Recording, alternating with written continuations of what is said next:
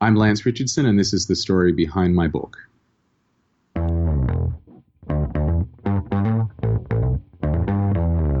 You're listening to the Author Stories Podcast,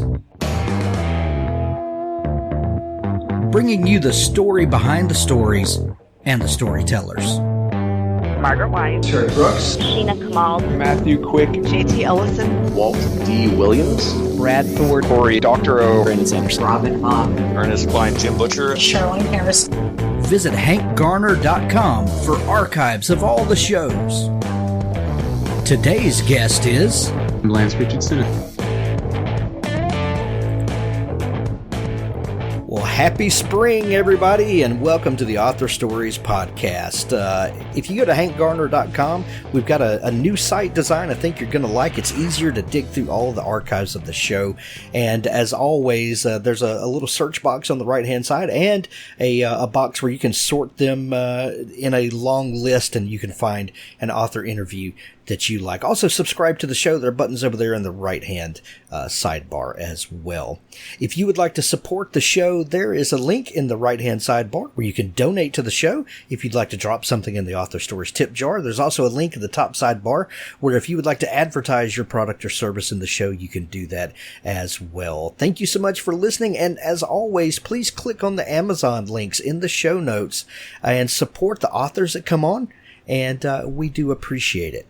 After our great author interview today, stay tuned at the end of the show for an audiobook clip from Richard Gleaves, the Jason Crane series.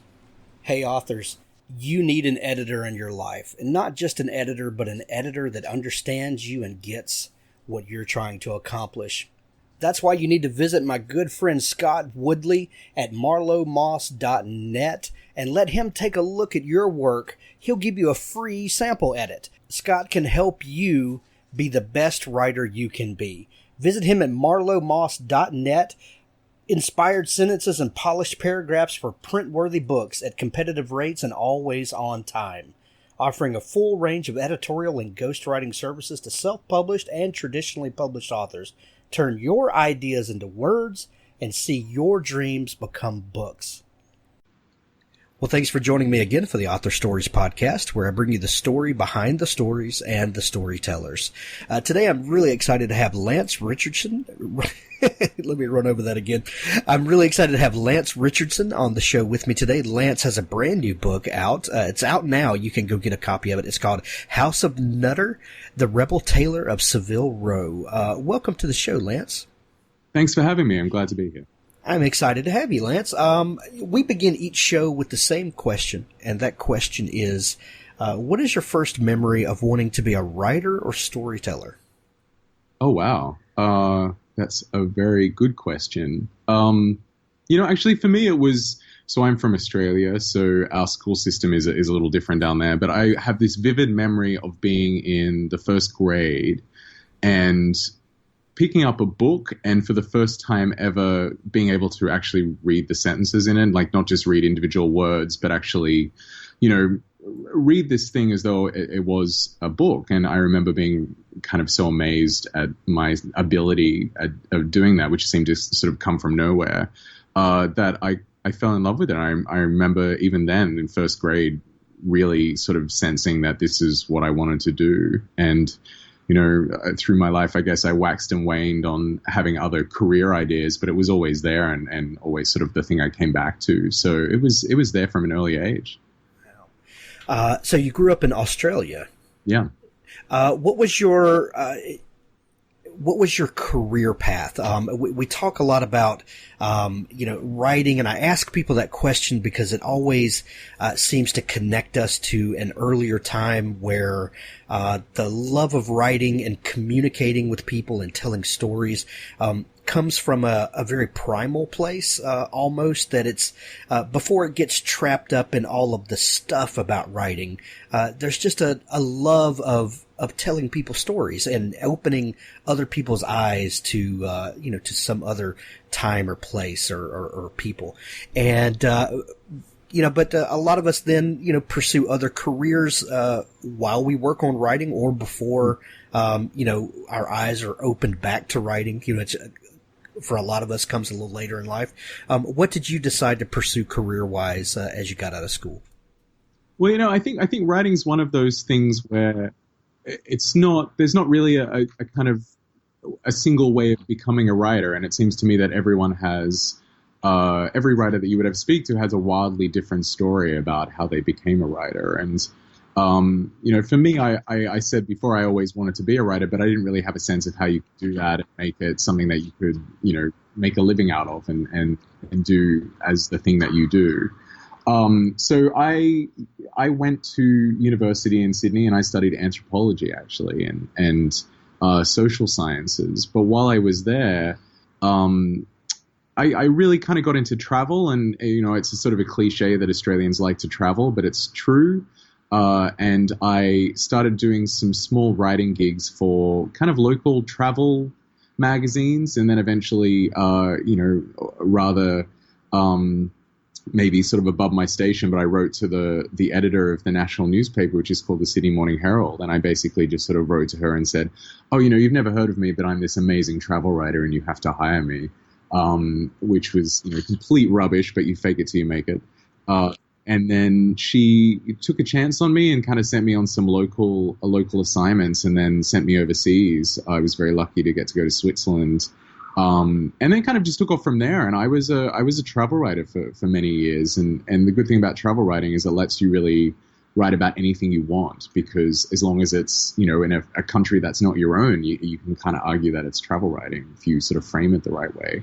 So it was a real kind of learning curve for me. I mean, I just to sort of be in these foreign environments, but to try to test different ways of writing, like food writing and culture writing and writing about religion and different things like that. So I was incredibly privileged to be able to do that for a couple of years. And then, I got to a point where it just sort of stopped meaning anything to me, and being on the road so much and traveling the world.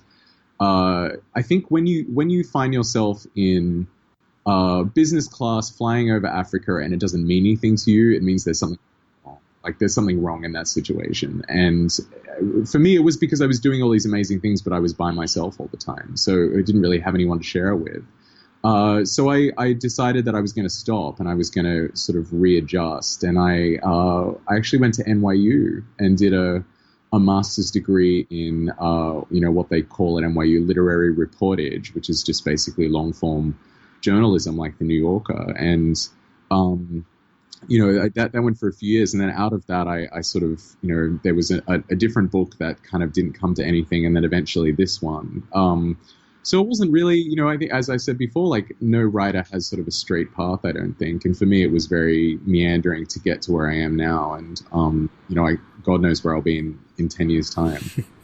Well, I think a lot of people, when you talk about an education for writers, and I understand what you did at NYU, but before that, a lot of people think about, pursuing some sort of writing degree or a literature degree, but you could do a lot worse than social sciences and anthropology as a writer. When you learn about the human condition and what makes us, behave with each other, that's a valuable piece of education.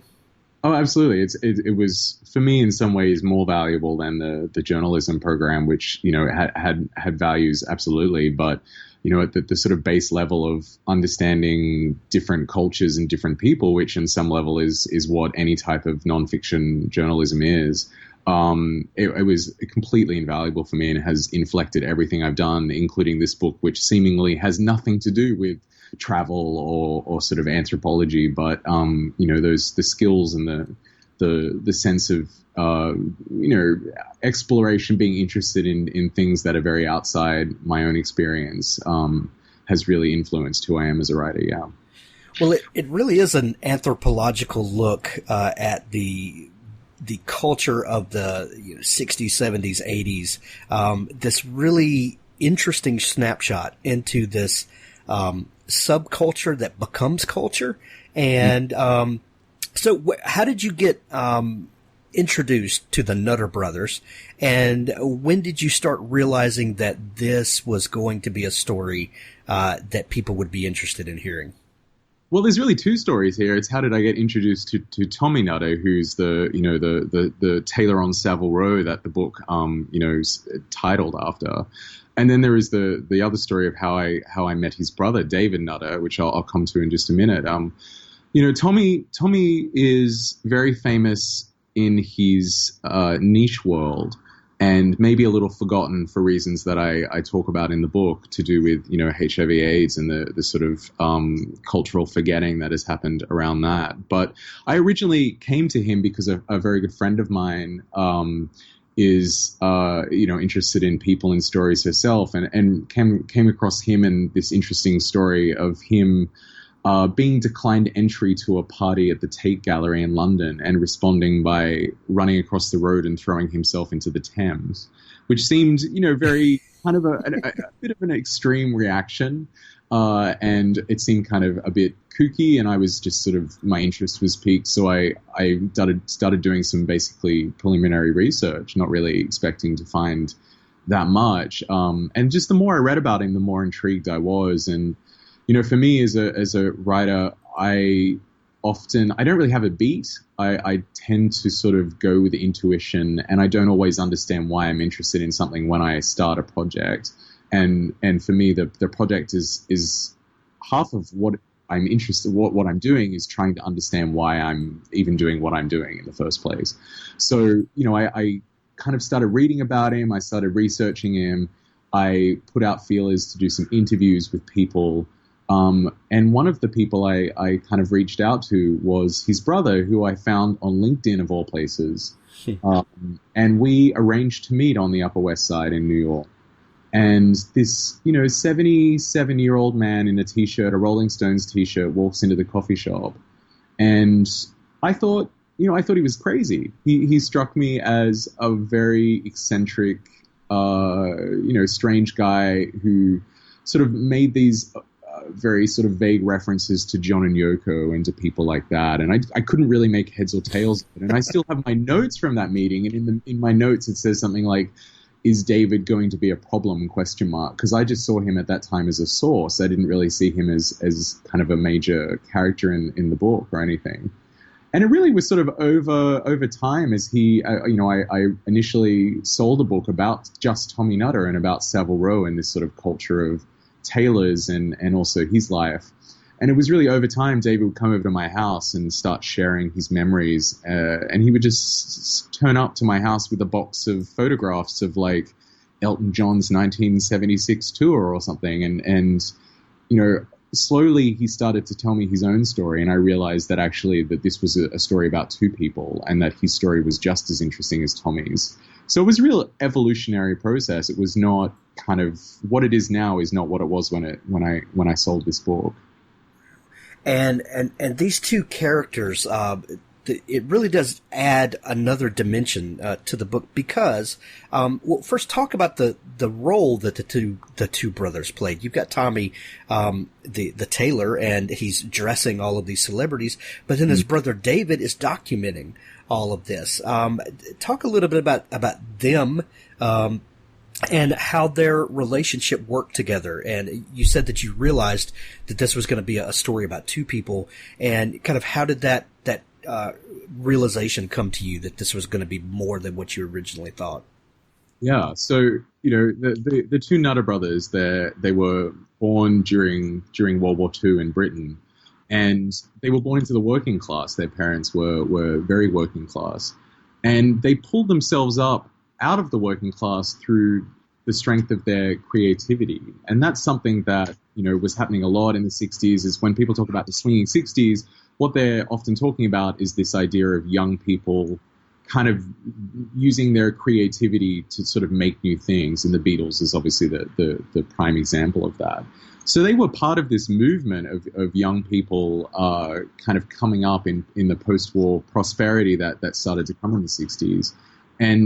And sort of using their imagination to create new things. And Tommy got a job on Savile Row in 1960. And at the time, Savile Row was, a very kind of staid, boring place. You get very nice clothes there, but they weren't adventurous. And he blended these beautifully made, the craftsmanship was exquisite. He blended that with kind of the crazy young people fashion on the street, and really in doing so became one of the first menswear designers, but it wasn't a phrase that was really used then. And his brother kind of came along. His brother's a little older than him and was doing photography and working with all of these amazing photographers. And it just so happened through their personal relationships that they started to work on things together. And really the first big one was John and Yoko's wedding, which Tommy made the suit that John Lennon wore in Gibraltar, and David was kind of grabbed at the last minute and sort of put on a plane and flown down to Gibraltar and took the photographs.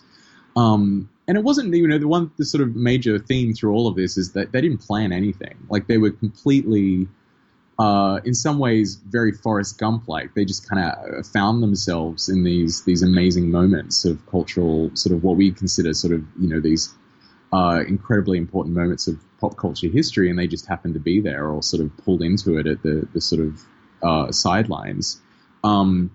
And in 1971, David moves to New York to be a photographer in Manhattan. And they sort of struck up a correspondence, and it just sort of so happened that they were fraternizing with the same people, and that therefore David was often, on tour with Elton, photographing Elton, who just happened to be wearing his brother's clothes. So it was really sort of unplanned, but just sort of symbiotic in that way. And it just, it means that when you're telling the story of one, you just inevitably are telling the story of the other one as well. It kind of was two halves of a whole. Does the brothers' relationship factor into the book? There are sibling rivalries, but there are also, siblings have a unique connection that other people in the world don't have. Did their interaction with each other play into how the book folded out? Yeah, absolutely. And in an unusual way too, because they're both gay. And that is, it's not hugely common to have two brothers who are gay like that. So they had a really unusual relationship because of the time they grew up in, when it was illegal to be gay in Britain until 1967. So they were going to these underground queer clubs in Soho before it was legal. And that means they had like this secret kind of bond that they were in it together. And that really stayed with them through their whole life, because even when David was in Manhattan, Tommy would come over a lot, and Tommy would be going through his own struggles in London, writing letters about, his struggles with the scene and the people he was dating and things. And because I think that they had really grown up in this time when they were both, hiding something from their parents and, mixing in the same circles, they had this relationship that was, a little different to the relationship that a lot of brothers have. And that was interesting to explore for me as well. I thought that was something that made it really compelling. And there was definitely rivalry, but not so much in the sense that, they were in different fields, but there was definitely a sense on David's side that Tommy was having more success than him, and that he was being left behind sometimes, I think. And David actually kept a dream diary for something like 28 years.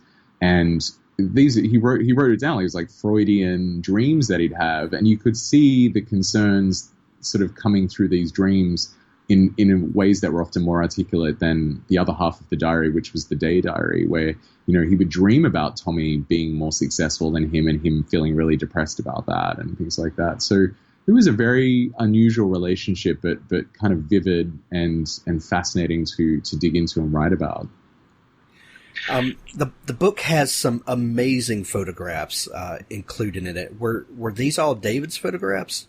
Not all of them. They're definitely, I would say something like 85% of them are David's photographs. It's all clearly marked at the back, which are and which aren't. But he, he lives on the Upper West Side now, and he's 79 in a week's time.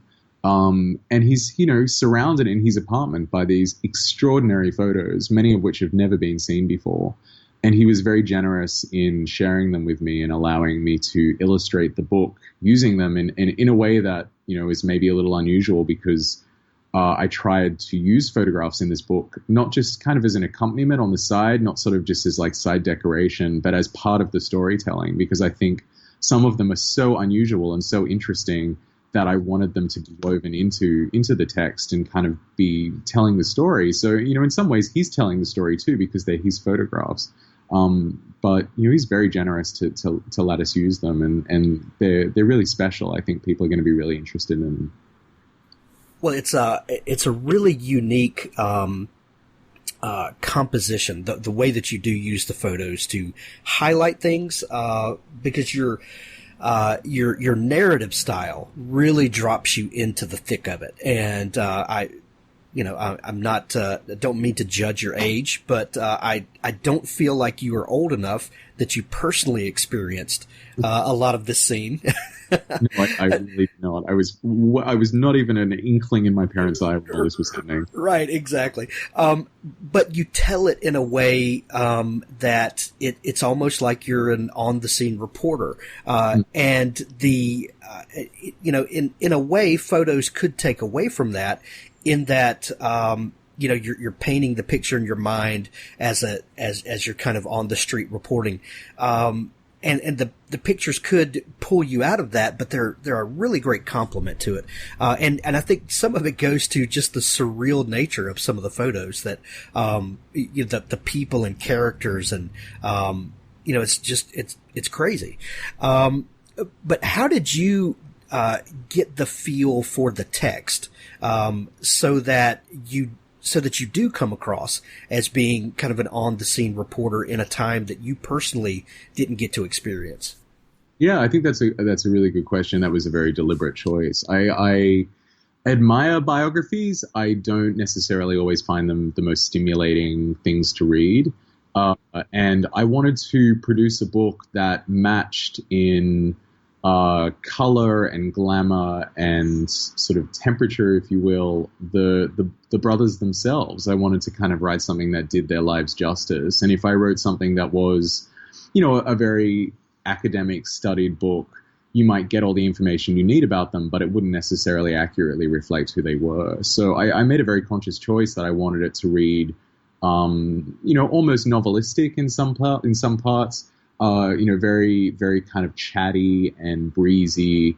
It's heavily endnoted. There's no sort of question that it's all sort of, backed up and sourced, but I wanted it to be almost effortless as you read. You didn't sort of necessarily notice the research that went into it. And to answer your question, the way I made it sort of read like that is by doing huge amounts of research and by spending hours and hours and hours talking to David, especially David Nutter, who would come over to my house every Monday for, more than a year and sit on my couch, almost like therapy, and just kind of like troll his memories. And just I would prod him and he would go off on tangents and talk about things and in very elliptical ways. And then you transcribe everything and you see what you have and you build on it. And it's just a very cumulative process. It's not like an easy sort of, okay, today we've talked about, the first 5 years, next year we'll talk about the next 5 years of your life. You do really have to sort of jump around a lot and then sort of build on it. But it also helps when you just have a subject when their lives have such clearly defined arcs, when you kind of have these moments in the lives of these boys which do kind of feel like climaxes, or do sort of feel like a logical endpoint for a part to end, when this book is broken into 3 sections. And, it was very easy in a way to kind of work out how to structure it. And then once I had a structure in my head, I kind of had a sense of what I really needed, and could just sort of dig in further and further and go down rabbit holes and do the research and reading I needed. Well, it was obviously crucial that you got to spend so much time with David and to get his personal recollections, which were golden, I'm sure, and it really bleeds through into the book. But Tommy passed away in untimely in 1992, I believe. Is that right? He was 49 years old, 1992. Oh man, what a tragedy. So that's been 20 20 some odd, 26 years ago now that he's been gone. How did you go about, getting his story?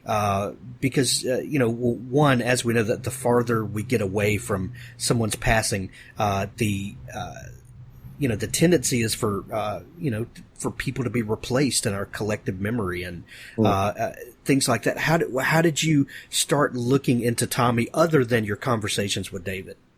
Yeah, so I was really worried. The more I talked to David and the more vivid his story became, I was really worried that I was going to end up with an imbalance and that David was going to be very vivid and Tommy would be like a shadow or a wraith in this book because, I couldn't sit down with Tommy and talk at length with him. So I really had to work hard to make sure that they were equal or that Tommy, shone through just as strongly as David did. And I was aided in that by a few things. David had a trove of letters that Tommy had written to him and that he had kept Tommy's side of the correspondence. I didn't have David's letters back, but I had Tommy's letters. And these were quite lengthy and quite sort of vivid and very, very voicey. You got a real sense of his speaking voice.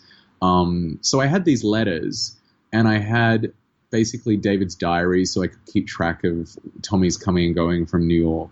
But the other major thing was, aside from all the interviews with his friends that I did, Tommy was quite meticulous in keeping press about himself. And he was very fond of being famous, I guess. And he kept scrapbooks and he had about 16 of them.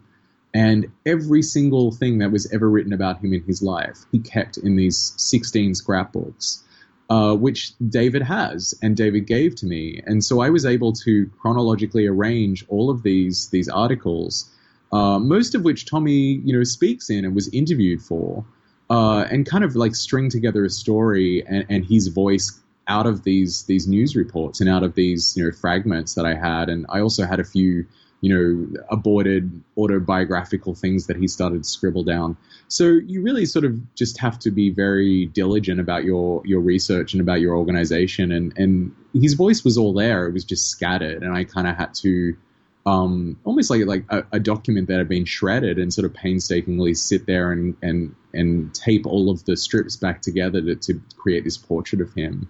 But I was very lucky that he did that because some of these sources were very obscure and they were like little newspapers in Britain that, have folded and you can't find anything. And he had these amazing interviews in them. And because he kept it, I was able to mine those and to really sort of string together this amazing voicey character that without all of that, I don't think I would have been able to do. Not only do you really paint these two characters so that they're larger than life, the setting is really larger than life. And I think it's hard for us to comprehend what life must have been like, especially in the place where they were kind of embedded in the entertainment industry and fashion industry where, that lots of excess. And we don't see that so much anymore. Our musicians, we don't really see them strung out on heroin and cocaine and just the piles of money and drugs and sex everywhere that seems to be kind of a time gone by. What did you do to really capture the essence of the place and the time and the excess of what was going on? Yeah, it was really interesting to kind of dive back into these different eras, and they're very discreet in ways too, because you had, for me, you had the swinging 60s in London, and then David in 1971 sort of goes, oh God, this is over, I'm done with London. He gets on a plane and he flies to New York at the exact same time as John and Yoko say, oh God, London's over, I'm done, and fly to New York. And Peter Brown, who was, was the manager of the Beatles for a little while, he's at the same time says, London's over, I'm moving to New York. So you have this exodus, which is very much like a line in the sand. And then the next section is about, Manhattan and what was happening in the sexual revolution there. So it was quite discrete periods of time. And you just do lots of research, really, and there's a lot that is written about, say, the swinging 60s and the mods and the rockers and what it meant to be in those eras. And I also found it very useful to watch films like Blow Up, which is quite a famous movie about that period, and sort of just try and immerse myself in the minutiae of what it meant to be around then, and sort of the excess, and especially, you know, with the 70s. I mean, the 70s in New York, you know, at the same time as the city is falling apart and nearly bankrupt and everything, it seemed to be such a creatively vibrant time. And, you know, it was before AIDS, so everyone was very carefree and sort of just living life to the full.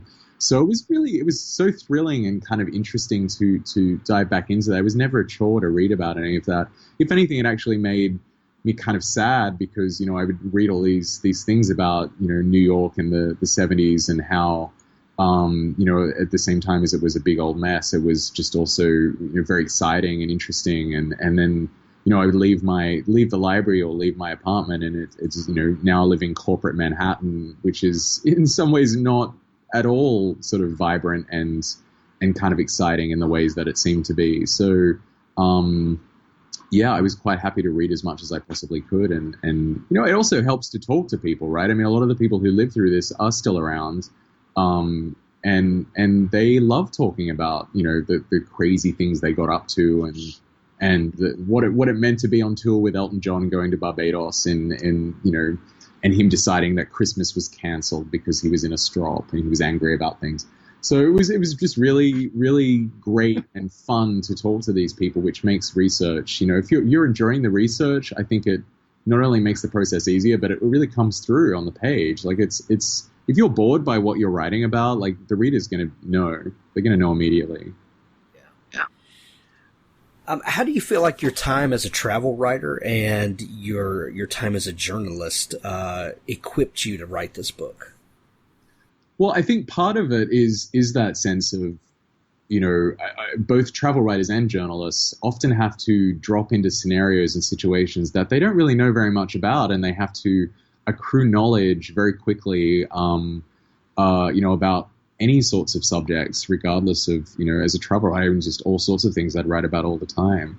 So I was really used to the idea that I would have to become knowledgeable about things that I knew absolutely nothing about, including, say, tailoring on Savile Row, which is, you know, its own little universe. And then there was wildly different things like the era of Studio 54. I knew that I would have to drop in and become an expert, or, you know, somewhat expert very quickly, which is something that I think I had learned how to do from being a journalist and a travel writer. But also just, you know, those things, especially being a travel writer and kind of going around the world and talking to people, it just sort of trained me to listen and to really just pay close attention, and pick up on things that, you know, might seem like insignificant details. I remember I kept saying to people as they were talking to me, they would say, oh, you know, I don't really remember that much. I only met them once or twice, and I only remember like a few details. And they would sort of brush it off. And for me, it was very much a case of trying to stress to them that those few little details they may remember actually are incredibly important, and may make the difference between a scene that falls flat and one that feels vivid and alive. Because I can tell you that, for example, they went to this gay club and it was illegal to, you know, drink there. So everyone would walk around the gay club holding plates with ham salads on it, because then you had food with you. And that little detail is so strange and so vivid. And that was kind of, you know, the sorts of thing that I would just pick up on. And I think that my time as a journalist really trained me to kind of try and grab these little details and hoard them all. That's fantastic. Well, Lance, the book is epic. It's a fantastic read. It reads like a novel. Like this is a place that can't possibly be real, with these characters that are larger than life, and can't possibly be real, yet we feel a real connection with them, and in the way that only a great writer can do. It's The House of Nutter, The Rebel Tailor of Savile Row. It's on sale now everywhere. I highly recommend everyone go pick up a copy of it. Lance, if people are just learning about you and your work, where can they find you online to connect with you and follow along with what's going on? Yeah, they can find me via my website, which is very easy. It's just houseofnutter.com. I love it. Lance, thank you so much for taking time to come on the show today. Thanks for having me. It's been really great. Thanks for listening to the Author Stories podcast. For more great author interviews like this one, go to hankgarner.com and dig through the archives. There's something there I know you'll love. Now stay tuned for a special audio clip from Richard Gleaves' The Jason Crane series. Jason and Joey took their food trays outside and sat high above the parking lot on the secluded stairwell that had become their lunchtime hangout, picking at their Thanksgiving specials and swapping updates.